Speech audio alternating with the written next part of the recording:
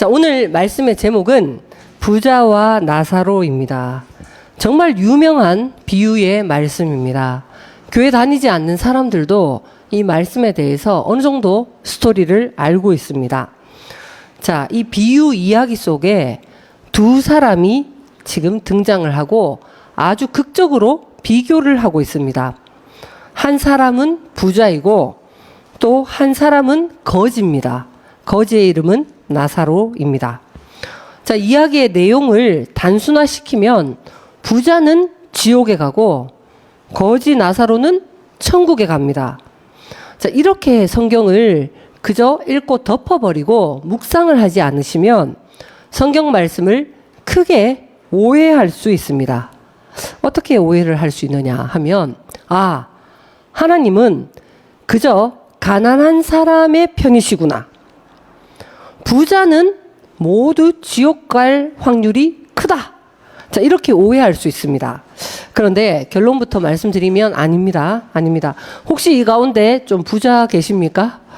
부자 크게 염려 안 하셔도 됩니다.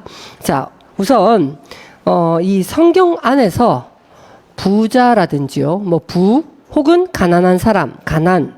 자, 여기에 대해서는 전반적인 어떤 법칙이 있습니다. 성경에서 부유하다, 가난하다 이런 것을 표현할 때는 이건 일반적인 세상의 통념 하에서 그대로 적용할 것이 아니라 성경 안에 있는 어떤 법이 있습니다.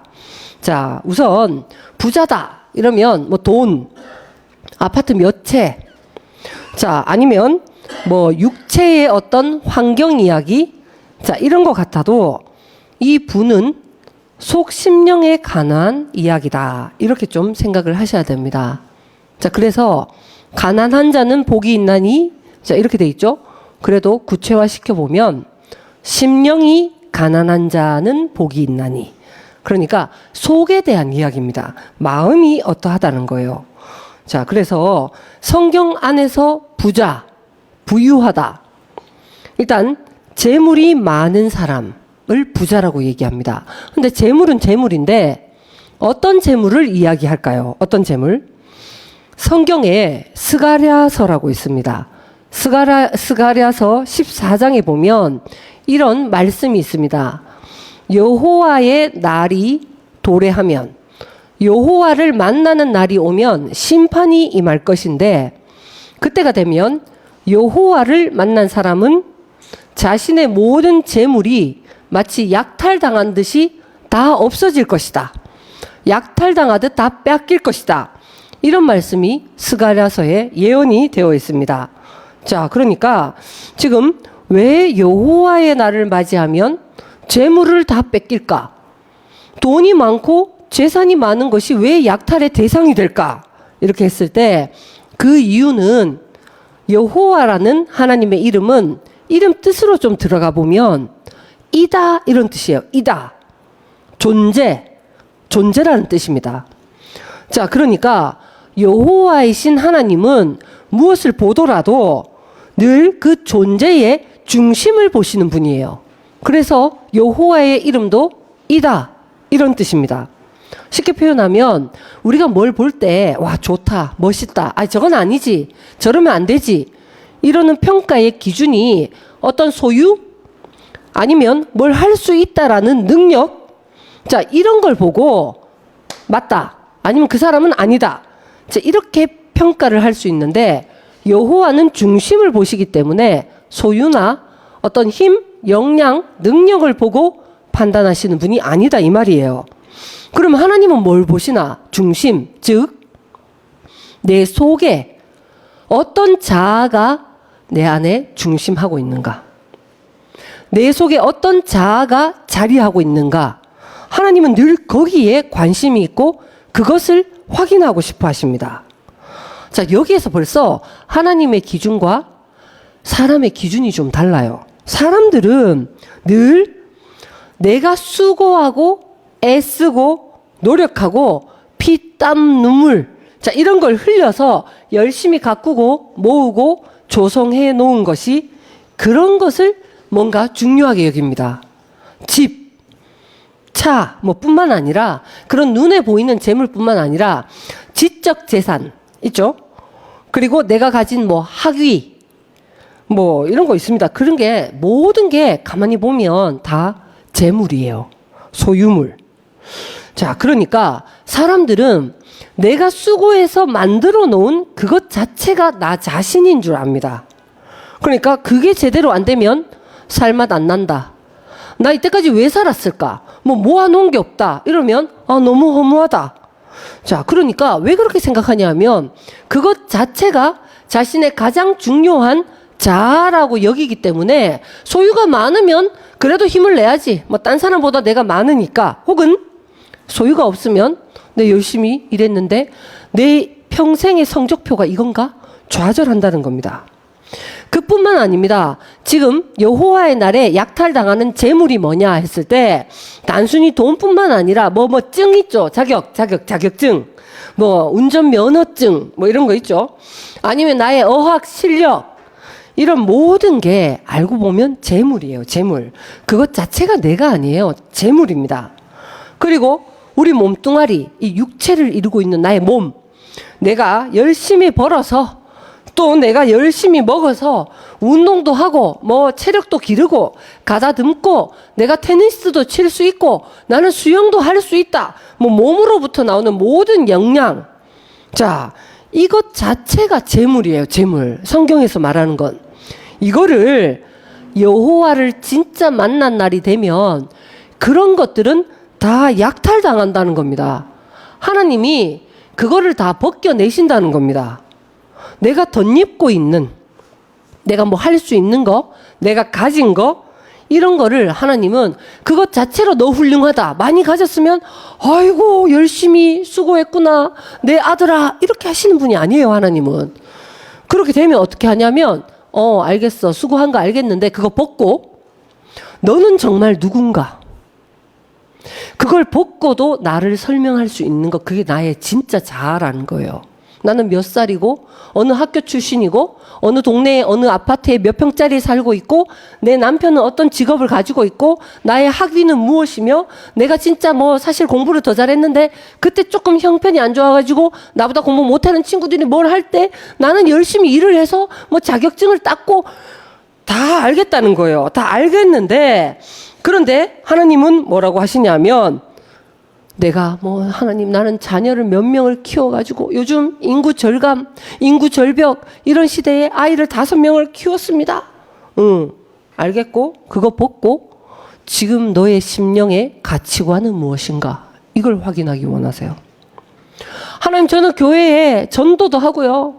막 개척교회에 막 주차장도 없는 교회에 제가 막 차를 몰고 와가지고 교회 식구들도 막 태우고 다녔고요. 뭐 이러면 그래 알겠다. 그런데 그거 전도 몇 명 했다는 거 떼고 너의 정체성은 무엇이냐? 이 얘기가 이해가 되십니까? 이게 여호와의 나를 맞이한 사람입니다. 하나님 저는 고생하면서 그래도 내가 양심은 버리지 않았고요. 하나님 저는 뭐 이걸 했고요. 그래 수고했다. 그런데 너도 모르게 반응하는 너의 중심 자아의 본성이 무엇이냐? 이걸 지금 묻고 계시는 거예요. 그러니까 여호와는 내가 무엇을 할 수 있고 또 내가 뭘 가졌고 이런 걸로 뭐 복을 주시고 뭐 뺏어 가시고 이런 분이 아니라 마치 내 속에 피가 있어요. 피는 생명이다 이렇게 표현하는데 본성이에요. 본성. 고양이가 그렇게 행동하는 것은 고양이 피 때문입니다. 피. 개가 개 노릇을 하는 것은 열심히 공부하고 결단해서가 아니라 개 안에 흐르는 개의 본성 때문이에요. 자, 그러니까 하나님이 중심을 보신다는 것은 늘 나의 생명과 본성 이걸 확인하고 싶은데 뭘 덕지덕지 할 수 있는 거 늘 나의 자격증, 훈장, 뭐 나의 경험 뭐 이런 걸 다 들고 오니까 하나님 이거를 벗겨버려야 진짜 내 안에 뭐가 있는지를 하나님 만나고 싶어 하시고 복을 주시되 내 소유의 복을 주시는 것으로 그치는 것이 아니라 내 속사람이 가치관이 내 기준이 정말 세상과는 너무 구분되어지는 세상에 늘 휘말리고 세상에 늘 흔들리고 세상 이슈에 늘 오염되고 거기에 늘 넘어지는 그런 가치관이 아니라 세상이 감당할 수 없는 구분되어진 거룩한 가치관을 가진 사람으로 나에게 내 중심에 내 속사람의 복 주기를 원하시는데 그 여호와를 만났는데 뭘 자꾸 들고 가니까 하나님 일단 벗어보자는 거예요. 그냥 뺏어버리고 못하게 하고 뭐 나 좋아하는 거는 늘 CCTV로 들여다보고 있다가 뭐 말씀 좀 잘 들으면 사탕 하나 주시고 그래 내 이야기를 들어줬으니까 너도 원하는 거 하나 해라 옛다. 하나님 이렇게 하시고 하나님 원하는 걸 뭘 안 하면 늘 눈동자와 같이 지켜보시다가 내가 좋아하는 것도 싹 뺏어버리고 이런 분으로 생각하시면 안 됩니다. 하나님이 정말 주시기 원하는 복은 내 존재가 영원히 복받는 거예요. 내 환경이 되기도 하고 안 되기도 하더라도 여기에 휘둘리는 게 아니라 어떤 여건과 환경 속에서도 우겨쌈을 당하더라도 내가 가치관이 전혀 다른 데 있어서 뭐 지금 기는 이야기 속에 늘 말려서 거기 같이 싸우는 게 아니라 적어도 여호와를 만나면 그 복을 받으면 나는 트랙이 전혀 다른 나는 이야기를 할 수 있는 사람으로 나를 성장시키기 원하는데 늘 땅의 이야기로 뭘 가졌고 뭘 할 수 있고 저걸 못해서 속상하고 이러고 있으니까 진짜 하나님을 만나면 그거 일단 좀 떼고 이야기하는데 사람의 입장에서 재물이 많은 사람의 입장에서 그 어떤 소유와 능력을 집착하는 사람일수록 약탈당하듯이 하나님 앞에 가면 싹 벗겨진다는 거예요. 자, 그래서 지금 예수님이 비유로 이 말씀을 하시는데 당시에는 이 말씀의 대상이 누구냐 하면 바리새인이었습니다. 그들에게 하신 말씀이에요. 바리새인은 어떤 사람이냐면 행동에 목숨 걸었던 사람입니다. 특별히 하나님이 모세를 통해서 주신 십계명 또 그걸 구체적으로 지키기 위해서 장로의 유전으로 만든 것, 이 계명과 율법을 내가 늘 지키는 것, 행동으로 실천하는 것, 여기에 늘 노력이 있는 겁니다. 그러고 나서 바리새인들은 스스로 내가 그래도 하나님 앞에 제사 드렸고 내가 정말 풀뿌리에 11조도 하나님 앞에 드렸고 그러니까 육체의 노력으로 또 내가 뭘 했다 이런 걸로 열심히 몇 년 동안 부지런히 수년 동안 쌓아 올린 종교적인 공적, 공로, 업적 이거를 중요하게 생각하고 그것으로 하나님께 인정받으려는 마음이 있는 것이 당시의 바리새인이었습니다. 자, 여러분. 이게 2000년 전에 비단 바리새인 이야기입니까? 그 사람들 이야기로 국한될 게 아니라 만약에 내가 뭘 좀 하면 생색 내고 싶고 뭘 좀 머리로 이해해서 내가 지식으로 좀 알게 되면 갑자기 할 말이 많아지고 당당하고 내가 뭘 좀 가지고 있으면 큰 소리 치려는 어쩌면 저와 여러분들 우리에게 하시는 말씀입니다. 그때도 하셨지만 동시에 지금 우리에게 그러면 예수님이 지금 우리에게 뭐라고 말씀하시고 싶은가? 구체적으로 오늘 비유 속에 극단적으로 대비되었던 부자와 거지 나사로 중에 부자의 특성을 한번 얘기해 보겠습니다. 나는 어떠한지 한번 보십시오. 두 가지입니다. 첫 번째, 부자는 자색, 보라색 옷을 입고 있다는 겁니다. 자, 보랏빛이 도는 옷을 입었다. 이걸 우리는 그냥 보라색? 그렇구나. 유대인들은 그게 아니에요. 유대인들은 보라색 옷을 입었다 하면 그들은 이게 무슨 의미인지를 딱 압니다. 보라색이 나오려면 우리 여기 미술 전공자들이 있는데 만약에 색을 섞으면 푸른색과 붉은색이 잘 조화되면 이 보랏빛이 나옵니다. 그런데 성경에서 하나님을 마치 색깔로 표현하면 빛깔로 표현하면 하나님은 하늘에 계신 분 그러니까 하늘빛, 청옥빛 이런 표현이 있습니다. 푸른색이에요. 하나님은. 자, 사람을 만약에 어떤 색깔로 표현하면 사람은 붉은색입니다. 하나님이 아담아 어디 있느냐 할 때 아담이라는 뜻 자체가 사람이라는 뜻이 있고 동시에 붉은, 붉다, 레드예요, 레드. 자, 그러니까 하나님을 표현하고 있는 색깔로서 푸른빛과 사람을 표현하고 있는 붉은빛이 섞이면 나오는 빛이 뭐다? 자색이에요, 보라색. 이건 다른 말로 하면 예수님이 참 사람이요 참 하나님이다. 성경은 이렇게 표현하죠. 그리스도를 빛깔로 표현하면 보라색이에요. 그래서 교회력으로도 그리스도와 연관되는 것은 보라색으로 여기 보면 이렇게 뭐 스톨도 내리고 뭐 이렇게 후드 뭐 이런 걸 다 보랏빛으로 합니다. 이건 다른 말로 하면 하나님이 인정하시는 진짜 참다운 사람, 이걸 색깔로 표현하면 보라색이에요. 보랏빛 사람, 보랏빛 인생. 자, 그러니까 부자는 스스로 자색 옷을 입고 있는 거예요. 다른 말로 하면, 야, 내가 진정한 사람이지. 사람다움의 표준은 바로 자색 옷을 입은 나지. 이런 마음이 늘 주장할 것이 너무 많다는 겁니다. 자, 표현할 때마다 주로 사람이 적어도 말이야. 아니면 인간이라면 최소한, 혹은 사람이 이래야 돼. 사람은 저래야 한다. 이런 거에 대해서 늘 당당하게 얘기하는 사람은 알고 보면 무슨 옷을 입었다? 보라색 옷을 입고 있는 거예요. 자기가 사람의 참된 기준, 원형, 스탠다드, 내가 사람의 정석이다. 내가 기준을 가지고 있으니까 막 평가하는 거 아닙니까? 이게 다른 말로 하면 자색 옷을 입었다는 거예요. 두 번째, 이 부자는 거기에다가 고운 베옷을 입었다. 이렇게 되어 있습니다. 이 고운 베옷이라는 것은 유대인들은 아무나 입는 옷이 아니에요. 누구만 입을 수 있냐면 제사장이죠. 사람 중에 하나님의 뜻에 대해서 가장 밝으면, 가장 하나님의 마음에 대해서 잘 알고 있으면 제사장이 됩니다. 제사장이 예복으로 정식으로 제사장이다라는 것을 드러낼 때 입는, 안쪽에 입는 그 속옷과 같은 것이 고운 베옷이에요. 자, 그러니까 이 부자가 스스로 고운 베옷도 입었네요. 이건 어떤 의미냐면 자기가 자부하는 거예요. 나는 하나님의 뜻에 대해서 잘 알고 있다. 나는 하나님과 같은 의로움을 가진, 하나님의 존경을 받기에 합당한, 나는 제사장과 같은 사람이다. 이걸 자부하는 거예요. 나의 믿음은 훌륭하다. 내가 진짜 지금 세월을 잘못 만나고 말이지, 내가 지금 좀 어려운 일을 겪어서 그렇지, 사실 내가 믿음은 정말 둘째가라면 서럽다. 이걸 지금 부자는 스스로 자부하고 있다는 겁니다. 여러분, 믿음이라는 것은 내가 너무 뜻대로 안 되니까 아무리 내가 결심하고 결단하고 이렇게 살아야지, 그건 아니야.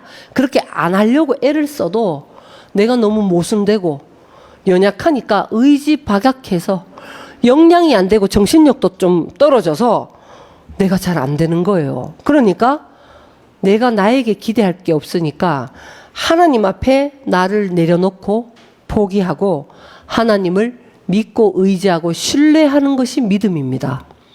그런데 고운 베옷을 입고 믿음마저도 스스로 주장하는 사람은 자신의 힘과 난 뭘 할 수 있다, 난 그래도 적어도 피해는 안 준다, 뭐 이런 걸로 신념, 결단에 의해서 내가 뭔가 신앙마저도 붙잡고 있는 이런 사람들은 가만히 보면 다 이 힘이 소유로부터 오는 거예요. 자기의 재물로부터. 이게 바로 부자의 신앙관입니다. 자, 그렇다면 비유 속에 대조되고 있는, 대비되고 있는 나사로는 어떤 사람인가? 자, 오늘 일청년부 모임을 하는데 제가 조금씩 들리더라고요. 얼핏 들어보니까 누군가 질문을 했습니다. 어떤 전도사님에게 질문을 했습니다. 비유 속에 부자는 이름도 없이 그냥 부자인데 왜 거지는 이름이 나와 있을까요? 나사로일까요? 대답은 안 들리더라고요. 자, 그런데 이 나사로의 이름 뜻이 하나님의 도우심입니다. 그러니까 거지의 운명 자체가, 지금 거지는 무소유예요. 사실 내가 있지만 더 고상함을 위해서, 더 유익을 위해서 내려놓겠다. 내려놓음 했더니 어떤 책이 더 내려놓음 막 이런 게 있더라고요. 아, 이 여유. 거지는 그게 아니에요. 안 내려놓고 싶은데 너무 뭐 내려놓고 뭐고 자시고 할 게 없는, 원래 내 게 없어요. 내 거라고 주장할 게 너무 없다는 거예요. 뭐가 있어야 내려놓음이라도 있는데, 뭐가 있으니까 내게 뭐가 있는데 내려놓음보다 더 내려놓겠다. 그거 한번 생각해 보십시오. 자, 거지는 얻어먹는 존재예요. 내게 없으니까. 그리고 누군가 나를 도와주지 않으면 나는 생존 자체가 안 됩니다. 내 생명이 보존이 안 됩니다. 이런 신앙의 고백을 가진 사람이 이름 뜻도 하나님의 도우심인 나사로예요. 구체적으로 나사로는 어떤 특징이 있냐면 헌대가 막 있는 거예요. 이게 몸에 지금 막 진물이 타고 흐르고 온통 골마 터졌다는 겁니다. 문제가 속에서 은폐되고 있는 게 아니라 밖으로도 막 드러나요. 그러니까 자기 고백이 있습니다. 나는 속에 지금 이런 결핍이 있다, 신앙에. 나는 이 문제가 해결이 안 된다. 겉으로는 평온하고 겉으로는 아무 일 없는 척 지금 참고 있지만 울고 싶다, 사실. 하나님 진짜 너무 나는 용서도 안 되고요.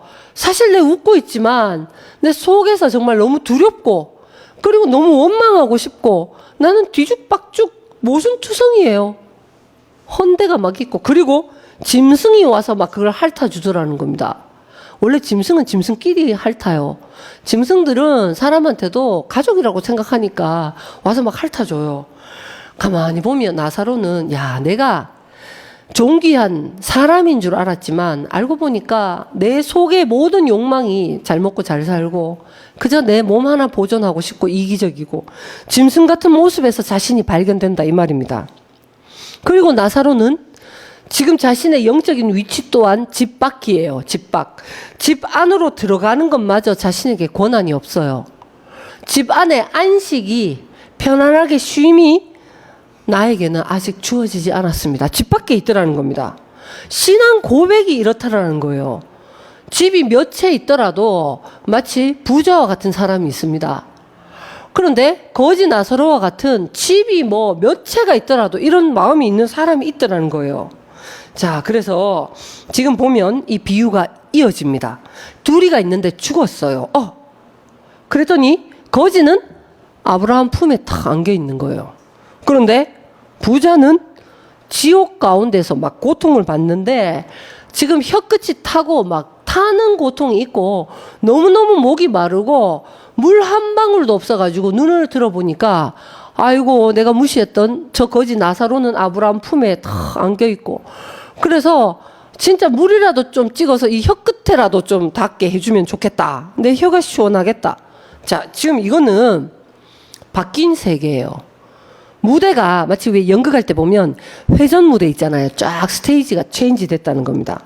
자, 그러면 이전에는 어떤 기준이 있었냐면 늘 뭘 해서 해결해 보려고 하고 관계가 안 좋으면 뭘 좀 해결을 해서 내가 좀 더 노력해서 아니면 내가 뭘 가져가지고 이 문제를 해결해 보겠다. 소유가 좀 더 생기면 나 그때 해결해 보겠다.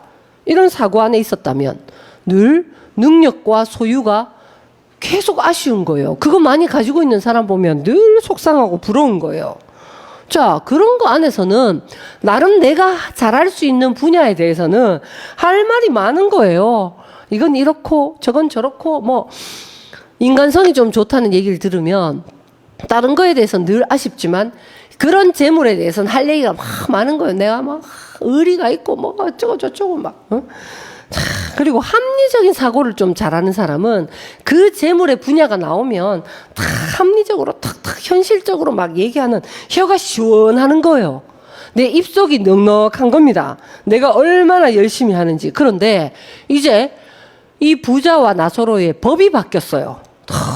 그러고 나니까 소유와 능력의 법이 아니라 진짜 내 속에 어떤 생명이 있는가. 내 속에 나도 모르게 반응하는 나의 가치관과 본성은 무엇인가? 자, 이 법을 중시하는 중심을 보시는 여호와의 나를 딱 만나게 되니까 지금 역전 현상이 일어나는 겁니다. 여호와께로 점점 가고 그 중심을 보시는 분 앞에 내가 소유를 의지해서 늘 나는 그래도 내 자식들에게, 내 이웃들에게, 내 친구에게 하나님 앞에 나는 그래도 최선을 다해서 이만큼 이뤄놨습니다. 자, 이렇게 했던 게 지금 어떻게 되냐면 정말 내가 오히려 이전에는 열심히 했던 게 자랑거리였어요. 그래도 내 힘이고 나를 설명하는 뭐 친구가 오랜만에 만났는데 어떻게 살았느냐 했을 때 이 차로 외제차로 대답했습니다. 뭐 이런 거 그런 거 했는데 이제는 딱 무대가 바뀌니까 법이 바뀌고 여호와의 날을 맞이하게 되니까 가진 게 많을수록 고민하게 되는 거예요. 왜? 하나님 그거 벗고 만나자고 하니까. 됐고, 뭐 내가 뭐 어려운 사람을 그래도 도와줬고, 뭐 그때 나는 뭘 했고, 그거 다 떼고, 하나님 그래서 너의 본성 안에 있는 의의 기준이 무엇인지를 한번 보자고 하니까 소유가 많을수록 뜨끔한 거예요. 저는 그게 즐거움이었거든요. 내가 입었던 자색옷, 배옷, 사람들의 부러움, 존경, 당당했던 것, 이게 뺏길까봐 초조한 거예요. 불안하고. 그리고 소유가 많을수록 말씀을 들을수록 막 타 들어갑니다. 뜨끔뜨끔한 정도가 아니라 타요, 타. 자, 막 불타는 거예요. 뭐, 막 집에 불이 나가지고, 부잣집에 막 불이 난 거예요. 소방차가 한 대로도 안 되는 거예요. 막 집이 너무 크니까. 소방차가 막 계속 가니까, 진짜 다리 밑에 사는 거지가 그 불타는 집을 보면서 아들에게, 야, 우린 저런 걱정은 안 해도 된다. 탈 집이 없다. 다 애비 덕이다. 막 이렇게. 그러니까 뭐 지금 그럼 무소유면 복 받은 거냐? 그 얘기가 아닙니다. 우리 마음에 이게 다 있어요. 오늘 제가 교회를 올 때 어린이 예배부에 두 돌 된 채아가 있습니다. 채아가 차를 탔는데 과자가 막 2봉지 있더라고요. 그러니까 이모 삼촌이 보고 너무 귀여워서 이제 장난을 계속 친 거예요. 채아 과자 줘. 뭐 이렇게 삼촌 하나 줄 거야. 뭐 이런 얘기를 하니까 평소에 이제 다른 걸로 재밌게 놀고 뭐 노래 불러줘. 뭐 이렇게 요청하던 채아가 이미 자기 소유가 많고 그리고 뭘 자꾸 달라고 하니까 얼굴에 막 미간이 찌푸려지면서 너무너무 갈등을 하는 거예요. 고민을 이미 근심하고 막 애가 고개를 시무룩하게 숙이고 있는데 지금 그 2봉지 과자만 있어도 그냥 존재로 만나서 친하고 반갑고 노래 불러주고 뭘 내가 의지해야 되는 그런 식구인데 과자 달라 하니까 이게 어린 마음에도 이게 정직하게 갈등이 생기는 거예요. 자, 그러니까 지금 부자와 거지 사이에 의의 기준이 바뀌었습니다. 시대가 바뀌었어요. 여러분, 이 얘기는 그저 비유 속의 이야기로 끝나는 게 아닙니다. 교회도 혼자 그냥 나와서 예배 드릴 때는 이걸 잘 몰라요. 그런데 점점 말씀을 듣고 사람의 심령에 새로운 소망이 생기고 내가 심판받을 것을 받고 하나님 앞에 처리될 것을 아멘으로 인정하고 내 안에 자색 옷을 입고 배옷을 입고 부유한 주장하는 마음이 그래도 나는 억울하다.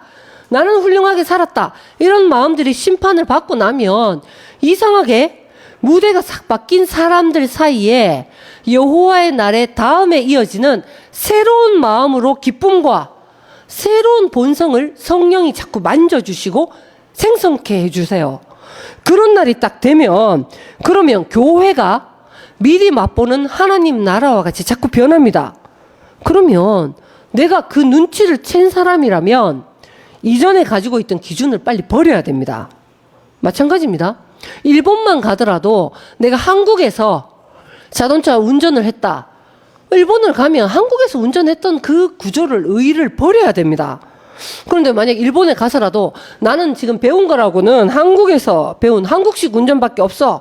그대로 해야 되겠다. 막 그냥 그렇게 운전을 하다 보면 진짜 불심판을 맞게 되는 거와 마찬가지입니다. 버려야 돼요. 자, 이때 부자가 말을 합니다. 아브라함을 향해서 아이고 지금 안 되겠다. 집에 지금 가족들에게라도 지금 내 물 하나 좀 찍어주는데 그것도 깊은 구렁텅이가 있어서 골짜기가 있어서 거기에 넉넉한 물을 내게 못 찍어준다는 거예요.